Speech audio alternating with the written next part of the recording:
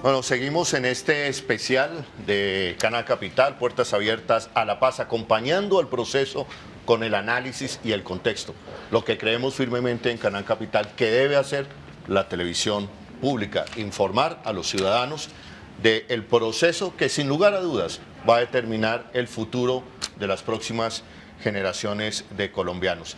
Homer, yo quiero volver con Homer porque Iván Márquez hizo una reflexión sobre el tema de la justicia. Ese es lo que yo llamo ese paralelismo que hace y dice, ¿cómo así que una justicia corrupta es la que nos va a juzgar? Se sale del tema de la justicia transicional para decir, en el fondo, la esencia de la justicia colombiana es una justicia corrupta que no nos puede juzgar. Básicamente, ¿interpreto bien? Sí, yo veo ahí dos aspectos. Uno, el hecho de que en la intervención Iván Márquez no cuestiona en sí misma la justicia transicional. Eso, a mi juicio, es un avance. Un avance y una novedad en la discusión. O sea, el problema no es si va a haber o no justicia transicional, ¿no? Y la menciona de suyo aceptando ese tema, pero es cuestionando las condiciones de realización de esa justicia transicional. O sea, lo que está planteando, esa podría darse en la medida en que se aboque el tema del escenario de esa justicia transicional, que no puede ser este aparato de justicia actualmente, que tiene que ser un aparato de justicia que tiene que debe tener una gran renovación, una renovación de fondo, no solamente desde el punto de vista de su estructura, sino también de sus integrantes y de sus agentes. Entonces ahí coloca, me parece que a mi juicio, de una manera muy inteligente, el tema. Ya no es la discusión si ellos van o no a participar de un proceso de justicia transicional, sino en cuál es el escenario en que se va a realizar esa justicia transicional y quién los va a juzgar en ese proceso, ¿no? Hombre, perdóname, ¿Quién los juzga, quién los va a juzgar y quiénes van a ser juzgados? Hay un antecedente también otro totalmente punto, no solamente cercano, son ellos. y es que otro de los negociadores, Pablo Catatumbo, para meterle un poco de veneno y de discusión a esto, dijo, sí, yo pagaría cárcel, pero ¿por qué no pagarían en una justicia transicional también cárcel los expresidentes, los exministros y los exfuncionarios que tienen problemas de paramilitarismo o de corrupción? Por eso. Eso está atado a la insistencia que hizo en la Comisión de la Verdad. Correcto. Sobre el origen del conflicto. Exacto. Y sobre las condiciones del conflicto. En eso las FARC se sienten muy seguras. Ellos han reconocido ya que han cometido errores propios de toda confrontación armada. Han reconocido además que hay lo que en otros escenarios determinan los factores contingentes de la confrontación armada. Evidentemente ninguna confrontación armada puede todas ser... hay atrocidades. En todas hay atrocidades, o sea, como decía alguien por ahí, la única batalla bonita es la batalla de flores del Festival de Cartagena, de Barranquilla. Las demás son atroces, toda guerra es atroz. Y unido el tema de justicia transicional con el tema de la Comisión de la Verdad, allí ellos tienen un escenario donde van a poner de presente el carácter político y social de toda esta confrontación y el debate sobre los responsables. Anoto también que en esta discusión o en esta intervención que hizo Iván Márquez, como en otras, anoto o llamo la atención sobre los agentes que no menciona. No ha mencionado a las Fuerzas Armadas, no las mencionó específicamente. Esta vez habló muy específicamente de otros, de la corrupción, ¿no? Y de sectores financieros y de los monopolios de los medios de comunicación. 3 o 4 personas o sectores. Los 3 ricos más ricos del país, ¿no? Sí. Yo creo que son los elementos que están en el tema de la paz y seguramente el tema de la justicia. De las dos partes. El profesor Fischer, que es un experto en negociación, tiene un pensamiento que dice cómo negociar sin ceder. Correcto.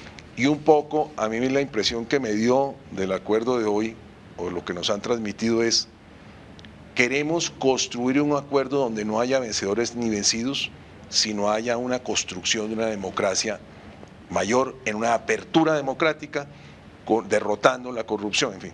Yo creo, pero adicionalmente, y yo creo que esto es importante resaltarlo, crean, por ejemplo, una curul en las circunscripciones electorales en conflicto, pero no a nombre de la guerrilla, sino a nombre de las fuerzas políticas que estén en la respectiva circunscripción, claro, que pueden ser las tradicionales o las nuevas. Es una mayor representación para esas zonas.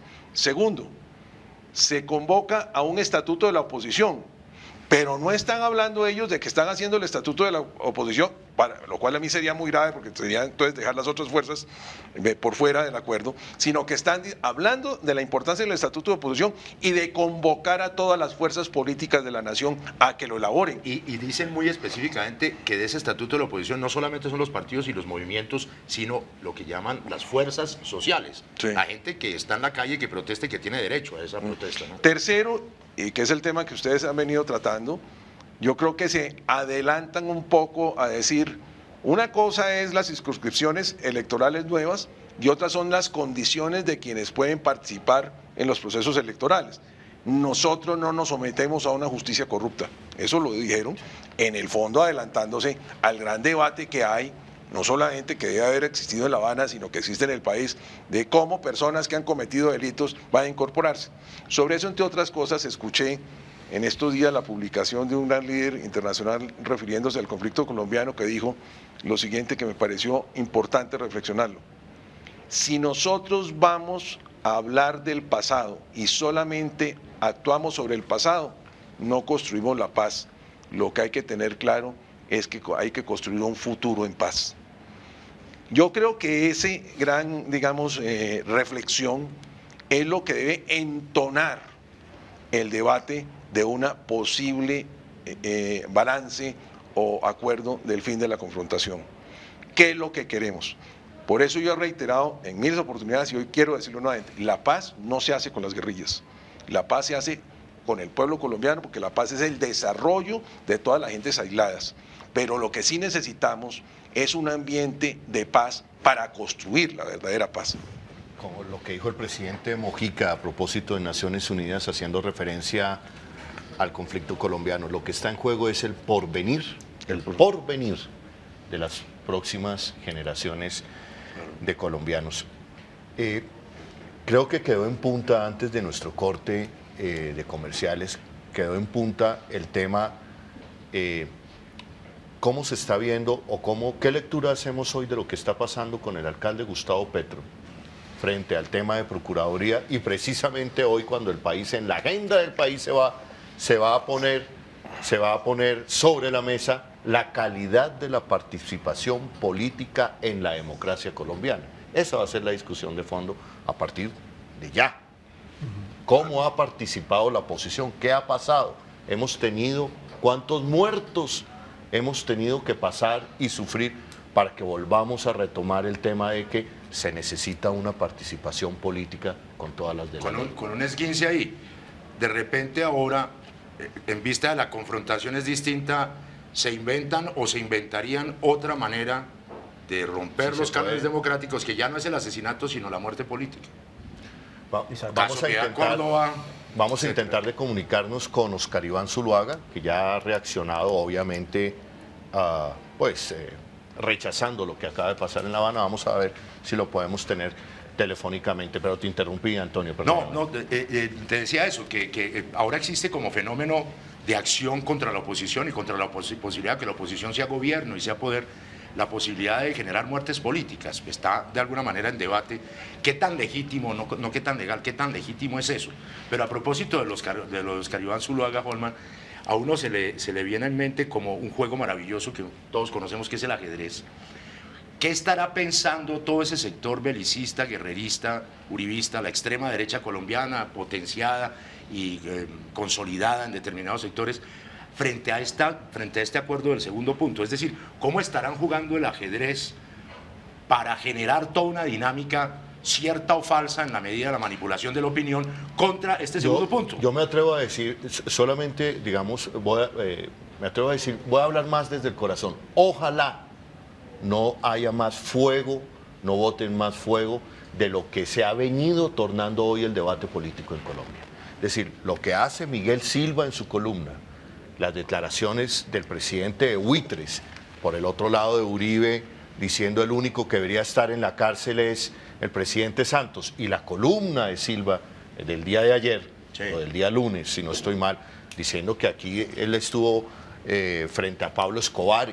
Me parece que esto toma, digamos, un rumbo donde nos lleva a una polarización impresionante de la campaña política, pero Sin también duda. que se puede llevar de tajo o puede afectar el proceso de paz. Por eso hablaba yo de ajedrez, porque si hay una jugada de un lado, por el otro lado también la tiene que haber. Yo me pregunto, por ejemplo, Víctor G. Ricardo, usted que ha estado en la almendra pues, del poder, ¿qué podría estar pensando el uribismo de lo que estamos diciendo acá, que es legítimo, es decir, que no va a haber una circunscripción para poner artificialmente gente de las FARC, sino que las FARC o el movimiento que surja se van a medir en elecciones en una circunscripción ampliada? ¿Cómo podría reaccionar la extrema derecha que quiere sabotear el proceso de paz frente a esta decisión y frente a otras cosas que no son sino ampliaciones de la democracia? Por ejemplo, frente al estatuto de la oposición, ¿cómo cree usted que podrían...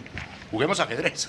No, yo creo que sobre el estatuto de la oposición es un tema que decíamos anteriormente, llevamos 20 o 30 años hablándolo, que ha sido, entre otras cosas, un tema de los partidos tradicionales que cuando no ganan inmediatamente lo plantean. Acuérdenos el debate sobre los órganos de control, de la Contraloría, de la Procuraduría, de en manos de quién debe estar.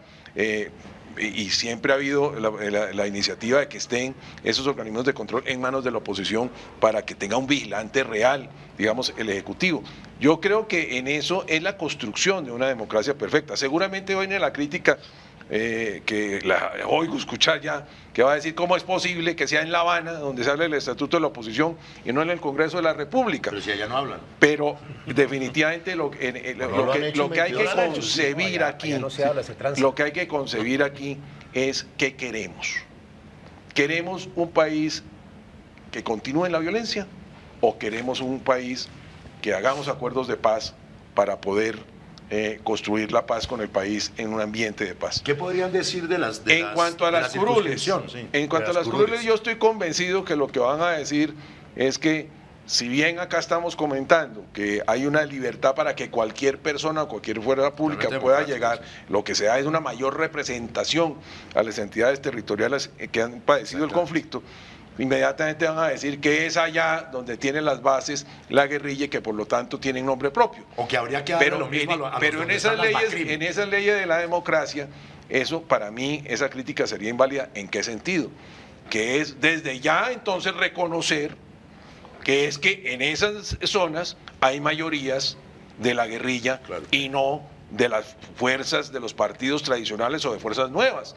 Yo creo que la base esencial de una democracia es precisamente el juego de las fuerzas políticas, de las ideas y de los proyectos y programas que permitan que la opinión, o sea, el pueblo en general, decida cuáles son las mejores que hay que gobernar. De manera transitoria, es por una vez. No, y que pueden cambiar los elegidos la vez entrante porque el uno lo hizo mal o porque el otro lo hizo bien, se fortalece. Entonces, en el fondo, ¿qué quiero decir yo? Yo lo que quiero decir es que la crítica se va a venir en el sentido de que lo que se crearon fue unas curules para la FARC.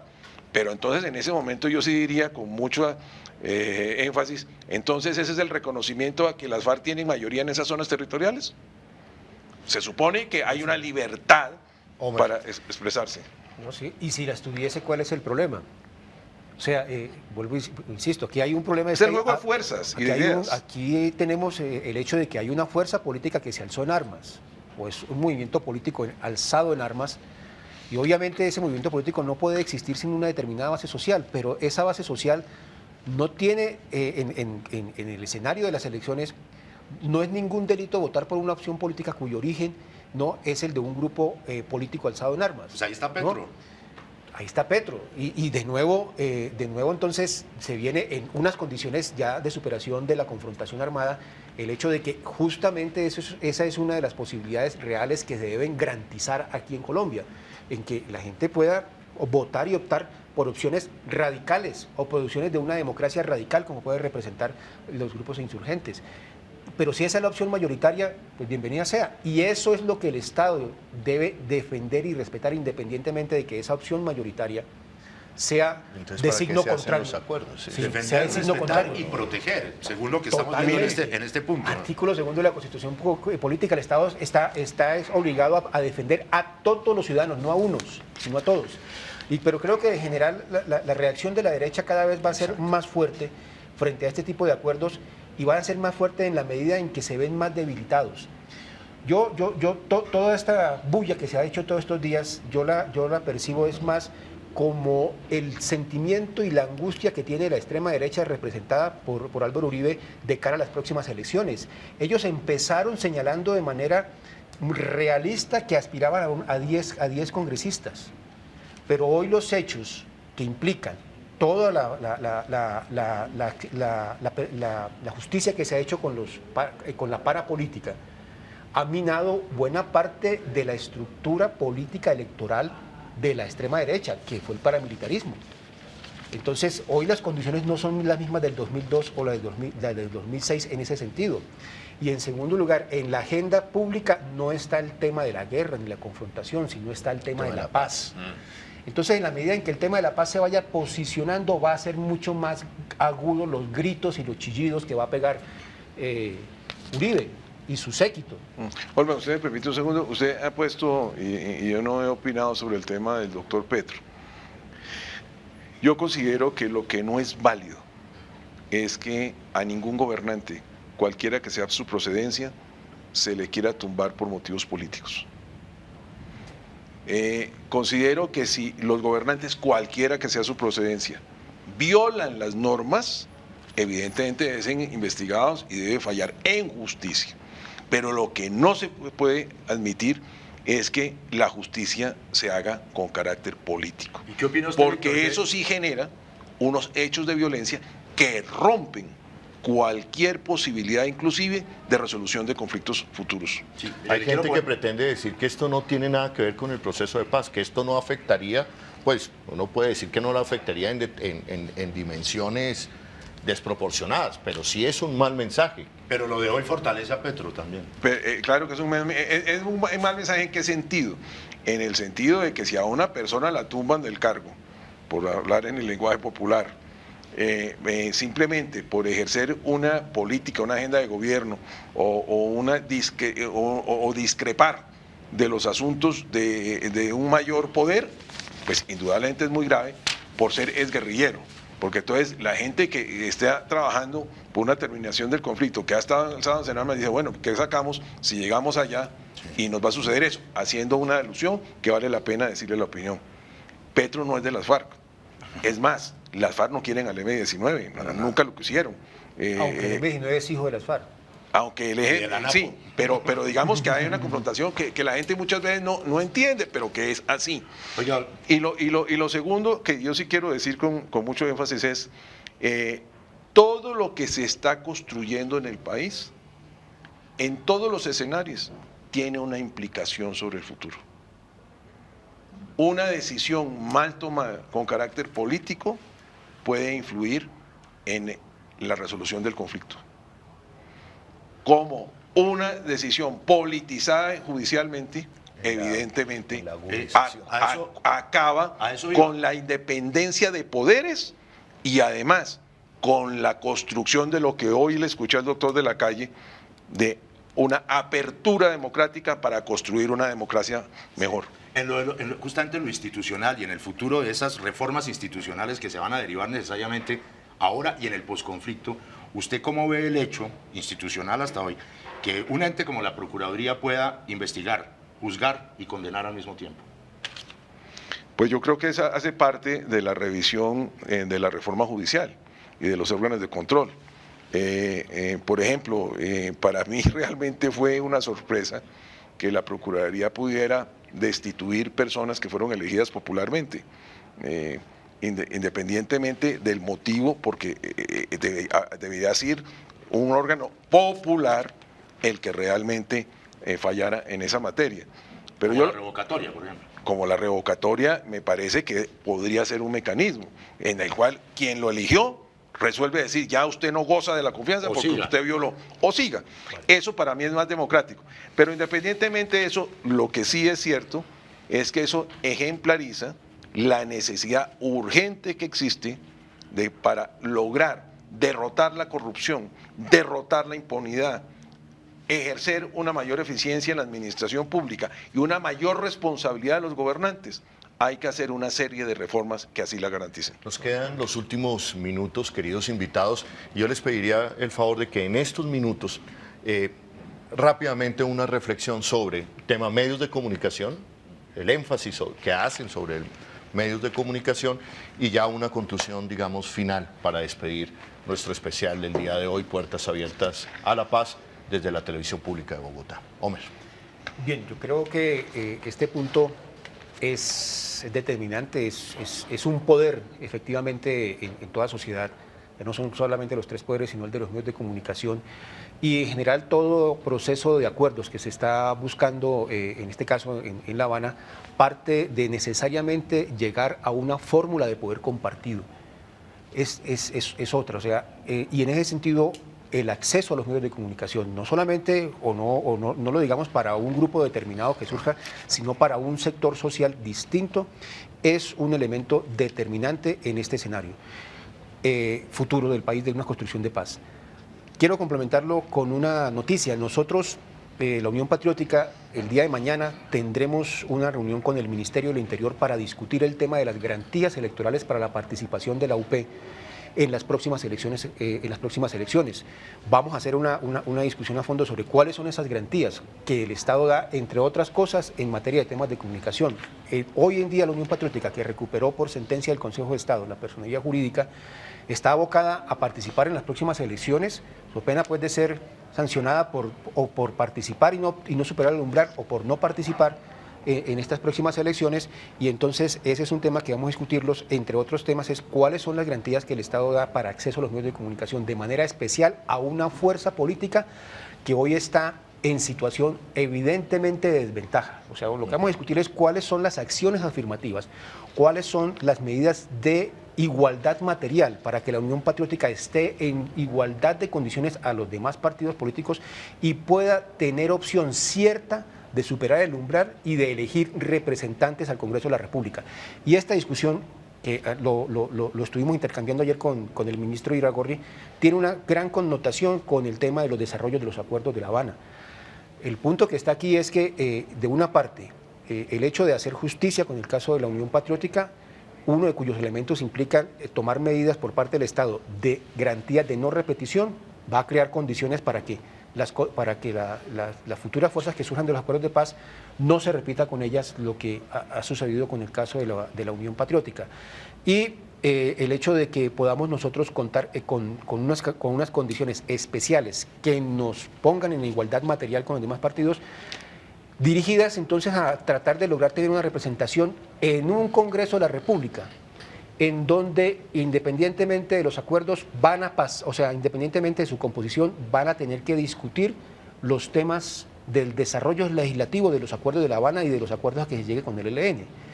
Y en ese escenario, un Congreso sin la participación de fuerzas democráticas, progresistas y revolucionarias en ese escenario del Congreso, pues va a ser un obstáculo para el desarrollo normativo. Una solución va a ser las circunscripciones especiales que van a ser planteadas allí, pero cualquiera sea el número de las circunscripciones especiales, como son agregadas, va a ser un número muy inferior, digamos, a las mayorías que van a construir en el Congreso. Entonces, todos esos temas políticos son los que vamos a discutir mañana con el Ministerio del Interior, y vamos a ver cuál es el alcance y la disposición del gobierno de cara a la situación de la Unión Patriótica frente a los verdaderos y profundos desarrollos de la paz en Colombia, que pasan por este caso. Hombre, rápidamente, ¿cómo define la jornada de hoy? En los resultados de La Habana, todo esto que me parece que es un hecho muy importante, muy significativo, ha marcado da una señal muy importante de que en Colombia estamos avanzando hacia un tratado de paz en Colombia. Okay. Víctor G., medios de comunicación, el tema de los medios de comunicación y la conclusión sobre la jornada de hoy. Yo creo que en el fondo el mensaje que hizo las FARC hoy es en el sentido que los medios de comunicación tienen que darles mayor participación a la expresión que ellos tienen, y que en una democracia y en un debate político la libertad de ideas deben ser divulgadas para que haya igualdad de opinión. Yo quisiera resaltar 3 puntos, si usted me permite. Uno, me parece que no, y hombre lo dijo ahora, pero me parece que hay que reiterarlo, hay un punto esencial de lo que ellos dijeron, que es reformar el umbral, porque la reforma del umbral evidentemente abre las posibilidades a nuevas fuerzas y a que unas minorías sean realmente representadas. Y no ligar el umbral a la personería jurídica. Exacto, porque entre otras cosas, voy a recordar 2 casos que no son propiamente de minorías, el doctor Mocus y el doctor Peñalosa, que sacaron más votos que cualquier senador actual, no salieron senadores porque no cumplieron el umbral. Entonces eso hace que evidentemente el umbral sea, digamos que un obstáculo para la libertad y la opinión y la apertura democrática. Entonces me parece importante. Lo segundo, frente al acuerdo de hoy, yo creo que este acuerdo, que yo llamaría una carta de intención, evidentemente levanta la fecha fatal que había impuesto el mismo presidente Santos cuando dijo que en el mes de noviembre no pasaría del mes de noviembre sin llegarse a un acuerdo. Eso lo levanta y genera, digamos que una dinámica y una oxigenación de las posibilidades de terminación del conflicto. La tercera, yo creo que, y ojalá se diera, en el próximo futuro, las FARC, además de esta carta, le diera a la opinión pública una noticia, por ejemplo, un cese al fuego durante el debate electoral, que abonara y fortaleciera los amigos del proceso y sobre todo la opción de que se llegue a un acuerdo. Y un tema que yo sí he venido insistiendo es, yo soy partidario de la reserva y la discreción en las negociaciones de la mesa, pero no soy amigo de que no se les dé a conocer a la opinión pública los acuerdos concretos, porque cuando uno no le da a la opinión pública a conocer los acuerdos concretos, así sea sobre el precepto de que nada hay pactado hasta tanto todo no esté pactado, genera un ambiente de rumores que puede hacer más daño que unos acuerdos si son sólidos y por lo tanto sostenibles. Salgo con una gran energía de que sea viable, evidentemente, lograr un acuerdo de terminación del conflicto.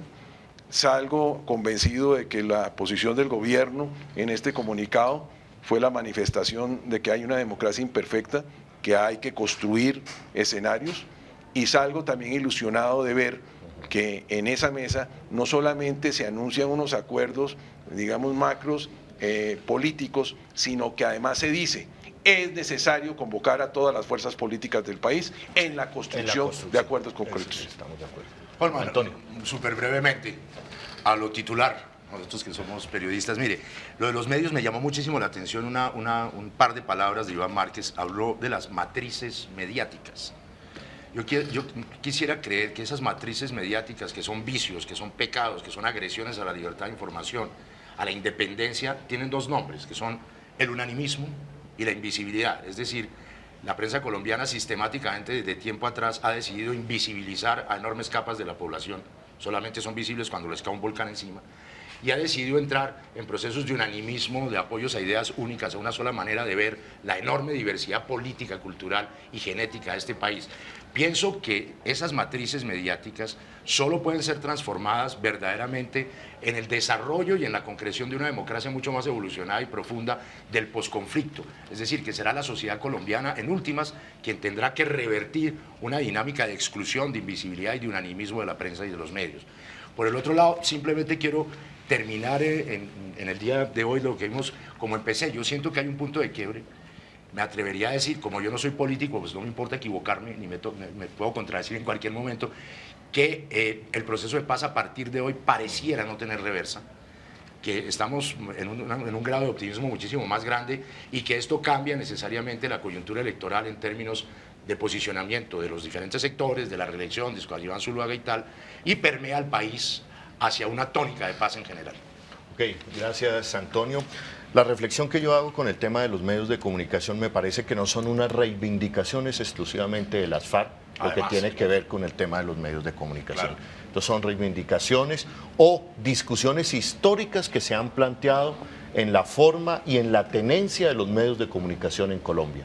Lo que se está planteando de fondo, lo observo yo aquí, es el conflicto de intereses que hay entre los grandes grupos económicos que en la mañana hacen cervezas, carreteras, apoyan campañas presidenciales y en la noche hacen noticias. Me parece que eso está en la almendra de la calidad de la democracia que tiene hoy Colombia.